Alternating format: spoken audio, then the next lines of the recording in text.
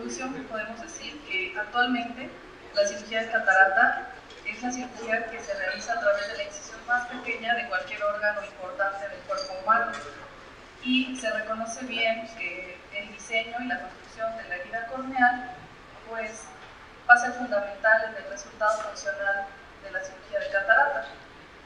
Los esfuerzos para reducir el tamaño de la incisión, como ya vimos anteriormente, a 2.2 milímetros o incluso menor, ha hecho o ha requerido de muchas innovaciones, principalmente en los lentes intraoculares, en la instrumentación y también en la tecnología que nos va a llevar a esas incisiones pequeñas. Sabemos que desde 1998 la incisión temporal en córnea clara pues, ha sido la más utilizada. Esta tiene muchas ventajas sobre sus predecesoras, las incisiones esclerales, aunque obviamente siguen teniendo su importancia las incisiones en esclera. Y bueno, al continuar mejorándose esta incisión con las tecnologías emergentes, tenemos el láser de femtosegundo. En cuanto a los beneficios de la actual incisión de catarata, bueno, ya los habíamos visto un poco, incluyen evitar el trauma en la conjuntiva, que haya menor sangrado, ¿no? Que podamos acceder a una anestesia tópica al tener una incisión en córnea clara y pequeña, que no usemos suturas al tener una naturaleza autosellante, ¿no? Reducimos la cantidad de estigmatismo que estamos generando en nuestro paciente, y bueno, se le da mucho mayor estabilidad y una recuperación mucho más rápida en la cirugía. Dentro de los problemas que todavía pues, potencialmente permanecen, pues sería una falta de consistencia o no ser reproducible, pues ya que es algo manual y pues depende de cada persona.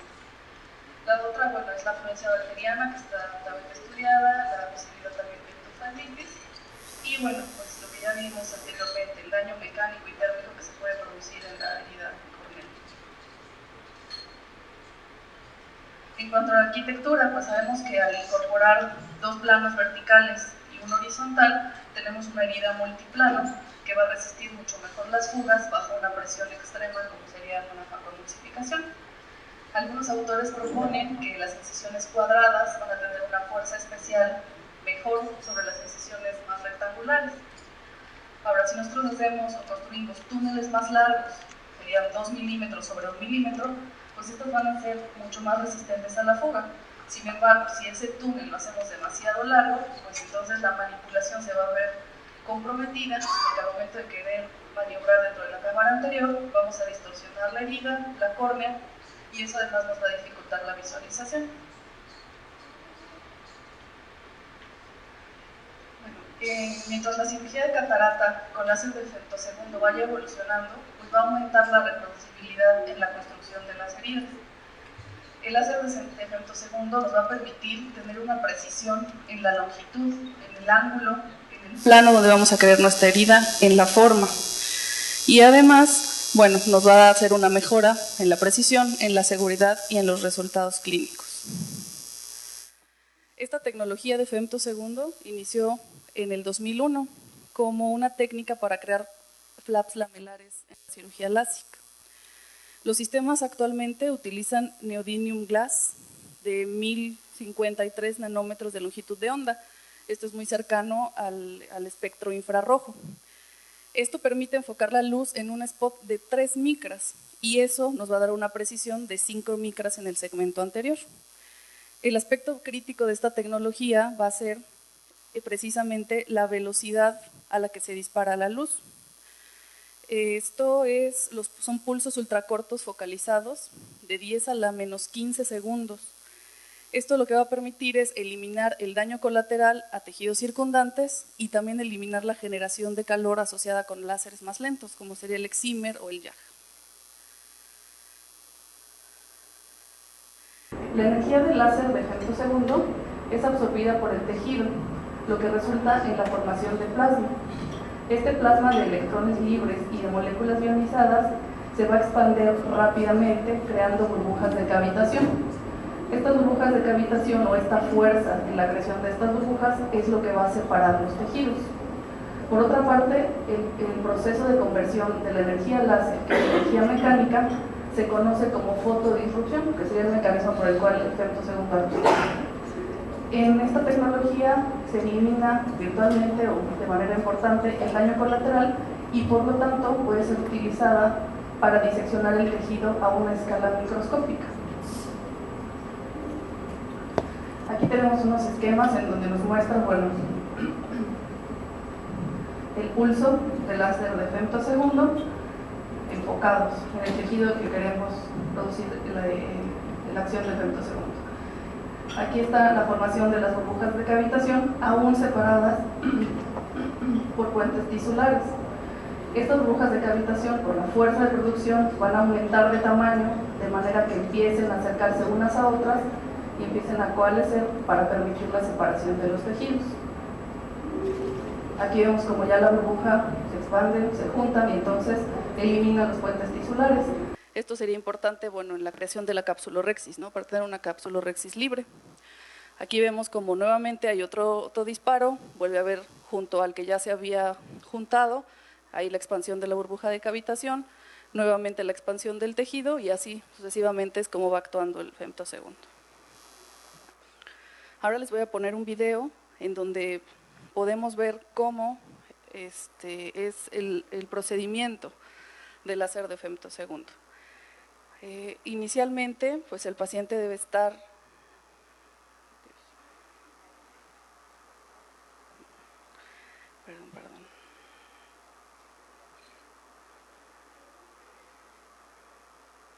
El paciente, lo ideal es que esté acostado en una superficie plana, ¿no?, sin soporte en el cuello para tener el ángulo en línea recta. Lo ideal o lo que se refiere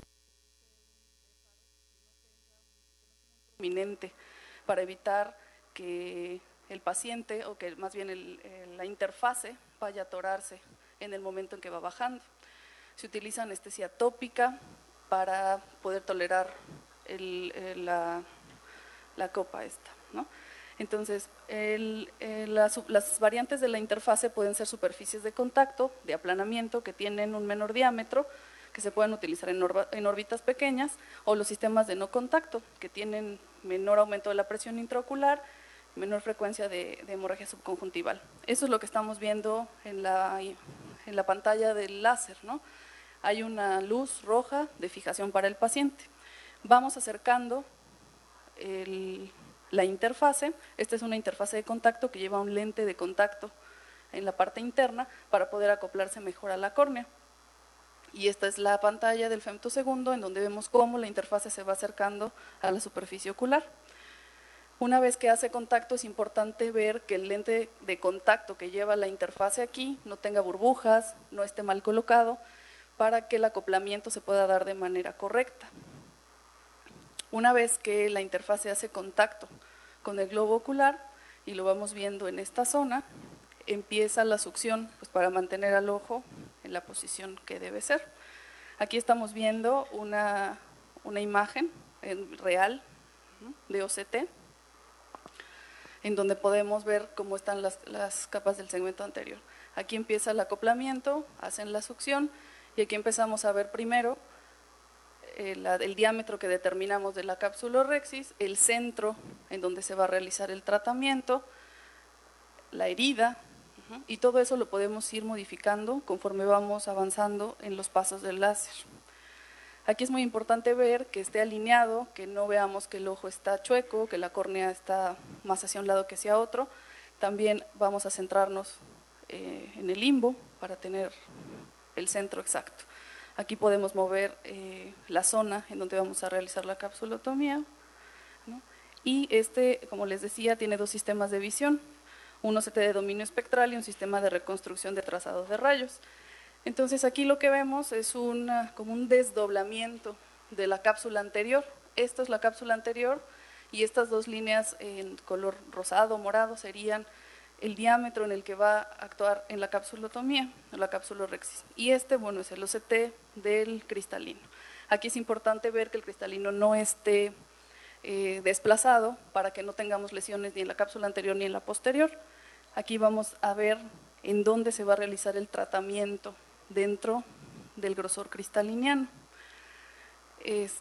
Una vez que hemos puesto todo esto en nuestro láser, el siguiente punto a realizar Bueno, aquí lo que el doctor explica es que no se deben ver ningún pliegue ni ninguna alteración a nivel de la córnea. Eso nos da la seguridad de que la interfase está colocada de manera adecuada en el ojo del paciente.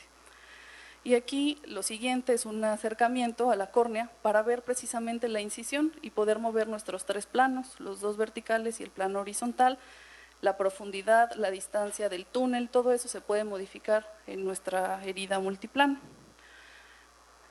Y una vez que esto está listo, bueno, se procede a láser. El tratamiento láser, bueno, la capsulotomía durará unos 1.5 segundos, un poquito más. La fragmentación, aquí sí ven, se va realizando la capsulotomía. Después de que se hace la capsulotomía, empieza la fragmentación del cristalino. Aquí solamente hay 2 chops y va desde la parte inferior del cristalino hacia arriba. Por eso ven que esto va como subiendo y se empieza a formar la cruz de los chops en el cristalino. Y aparte tiene un cilindro de 2 milímetros que está aquí. Y la capsulotomía es la que está más afuera. Ahí ya realizó la incisión y va a soltar la succión. Y ese sería el procedimiento, que es lo que el láser hace. De ahí podemos pasar pues, al siguiente paso, que sería la facomulsificación. Aquí se habla que podemos tardarnos desde 10 minutos o pasar de una vez al paciente hasta 2 horas, ya que las heridas son impermeables y van a generar una mínima reacción en la cámara anterior, aunque obviamente mientras pasa el tiempo, lo único que se ha visto es que se va generando una miosis progresiva. Entonces, una vez que estamos en el quirófano, esto es lo que vemos, ¿no? Ya es el paciente, se hizo la capsulotomía y aquí están los chops que se realizaron con el láser. Hay algunas modificaciones en la técnica a cuando usamos, perdón,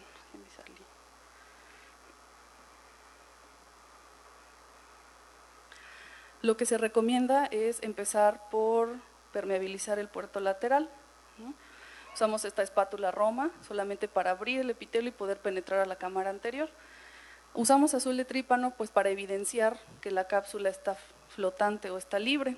Se llena de viscoelástico la cámara, después se permeabiliza la herida principal, únicamente siguiendo el túnel que ya realizó el femto, y ahí vemos cómo la cápsula está libre. Aquí inicialmente, antes de hacer hidrodisección, tenemos que abrir los chops que ya hizo el femtosegundo y liberar todo ese aire o gas que se produce dentro. Si nosotros hidrodisecamos con ese gas en la cápsula posterior, tenemos el riesgo de que se rompa. Entonces, una vez que está liberado, lo aspiramos, hacemos una hidrodisección leve y ya podemos, como ven ahí, pues ir sacando los cuadrantes que generó la fractura con el femtosegundo.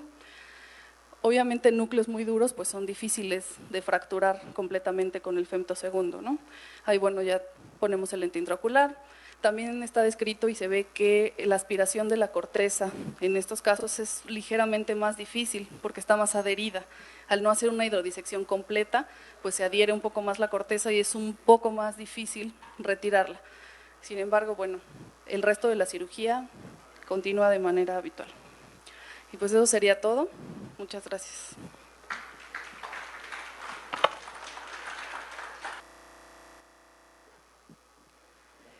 Pues yo quisiera aprovechar ahorita que nos menciona Caro lo que es el femtosegundo y cómo ha modificado la técnica de cirugía de catarata, el preguntarle qué incisiones se programan con la máquina de femtosegundo. ¿Qué papel juega el femtosegundo en esta realización de microincisiones?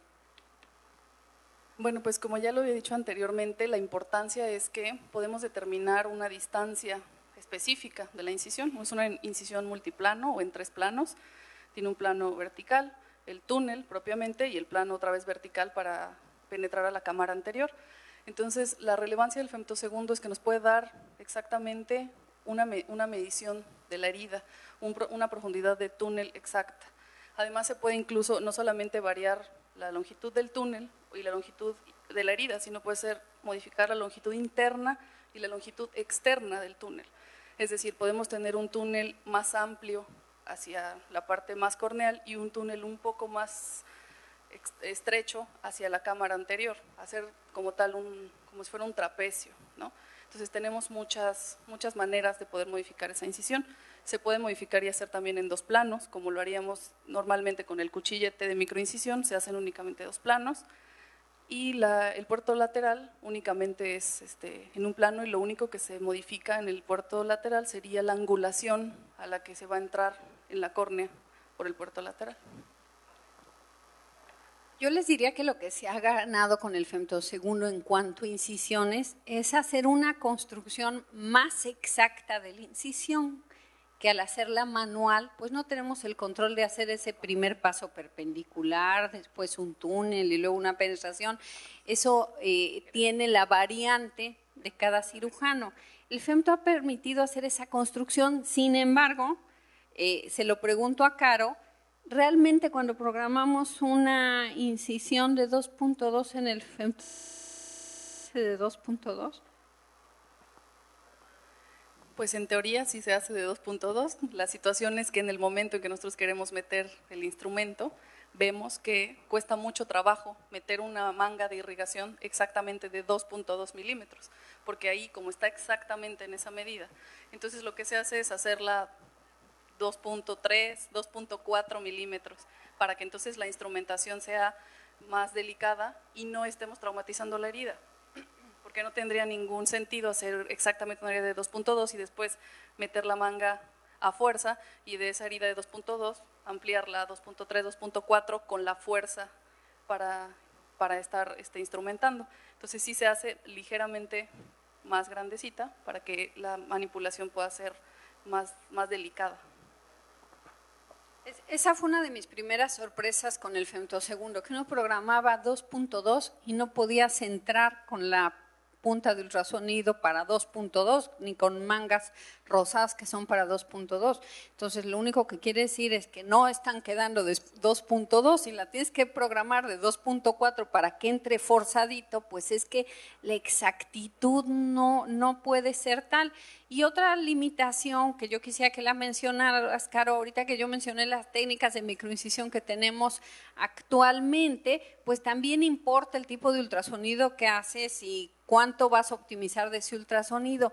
¿Realmente optimizamos ultrasonido en una catarata dura? ¿Realmente se logran esas fracturas como para que te ahorres el esculpido de un surco? Sí, bueno, el láser tiene una limitante que es precisamente eso, ¿no? No va a fracturar cataratas, yo diría más allá del OX 3.5 hasta 3, y si tienen placas posteriores, menos, ¿no? Entonces, bueno, cataratas blancas evidentemente tampoco lo hace, porque el láser necesita, con lo blanco se refleja y no permite que se haga la fractura. Entonces, la optimización del ultrasonido cuando manejamos bien otras técnicas de fractura no es tanta en realidad, porque muchas veces marca los surcos, pero de todas maneras hay que usar un chopper ya en el momento de poder fragmentar el núcleo, o incluso sobre ese surco que ya marcó el láser hay que volver a hacer un surco con el ultrasonido y completar la fractura. Entonces, pues sí tiene sus ventajas en muchas cosas, ¿no? Pero yo creo que en cuanto a la optimización del ultrasonido, eso más bien tendría que ver el cirujano, el que pueda o no optimizar con otro tipo de técnicas. Gracias, Caro. Seguimos con la doctora Cristina Mendoza y los pros y contras de las microincisiones.